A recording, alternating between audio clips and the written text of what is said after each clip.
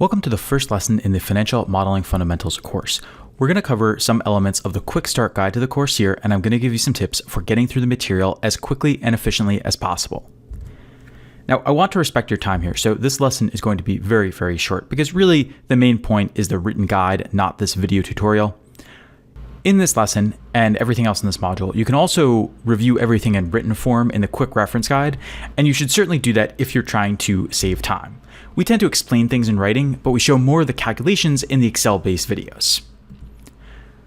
In terms of using this course efficiently, the number one thing I'd say is that there is a lot of content, but you do not need to finish everything here.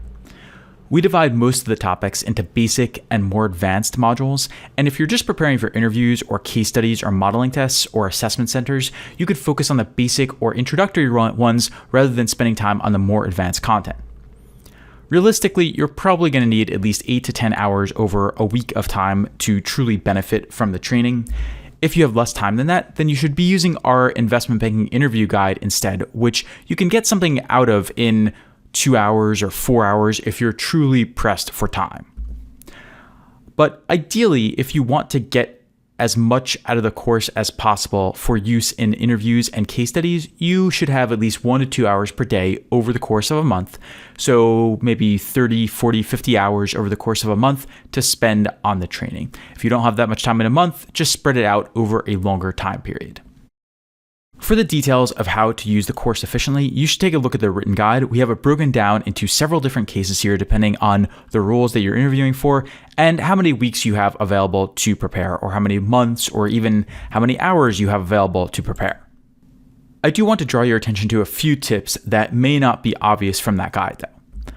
First off, as I said, almost every single module and lesson in the course has a written quick reference guide. Also, every single Excel file has written notes, and if you're really pressed for time, you can just look at those. Reading is a whole lot faster than watching. Some of these documents are quite long, 80, 100, 120 pages, but it's still faster than watching 5 hours of video, for example. Also, at the end of each module, there are practice quiz questions. These are intended for you to test yourself and to review the material quickly. If you're trying to get a quick diagnosis of what you need to review and what you need to read up on, you should take the quiz questions to figure that out quickly. There are also before and after Excel files and written exercises in all of the lessons and modules here, but you can skip them if you're under time pressure. Just focus on the videos, focus on the reading, and focus on the quiz questions to save some time. You're not going to learn the material quite as well, but if you're doing a quick review, it's fine to skip all of the interactive parts. Another point here is to focus on the big picture. We get a lot of questions from students who say things like, you entered 15.197 for this company's revenue, but it should be 15.179. Everything is wrong. I can't use your model right now. And the truth is that it makes such a small difference that it's not going to change our conclusions or advice. Everything in this course is prepared from the perspective of what you might have to do in a time-pressured situation to complete a case study in a few hours or a week or something else like that. So you're not going to have time to get every single number perfect and to double check and triple check and quadruple check your work. You have to go with what you have, and if something is slightly off, that's okay, as long as it doesn't change your conclusions or advice. It's very easy to go down the rabbit hole and to start looking at very, very small details in the Excel files.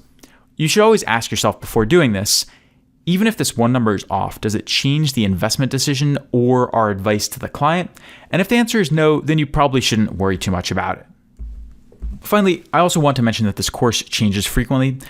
As I record this, we're in the process of streamlining it to reduce the time requirements. We're trying to reduce it from around 100 hours of content down to more like 40 to 50 hours of content, and that's partially complete, and more will be done over the next several years. Now, it may or may not be done by the time you see this message. If you want the details, again, see the written quick start guide for the latest information. We update this guide whenever something changes. It's a lot easier to update a written document than it is to update hours and hours of video content, so that's where everything is. And if something seems inconsistent or slightly wrong, or there's some type of small contradiction, think about the big picture rather than the tiny details. I really like this quote at the end. It is better to be roughly right than precisely wrong, because as you'll soon find out, that is really the point of financial modeling and valuation altogether. So that's it for our first lesson here. Keep in mind these 5 tips I just mentioned, focusing on the big picture. Keep in mind the changing nature of the course. Look at the quick reference guides, the notes in the Excel files, take the practice quiz questions, and complete the before and after Excel files. If you have any questions, refer to the guide. And if you want to know how to use this for your specific case, leave a comment below and ask us, and we can give you some tips and advice.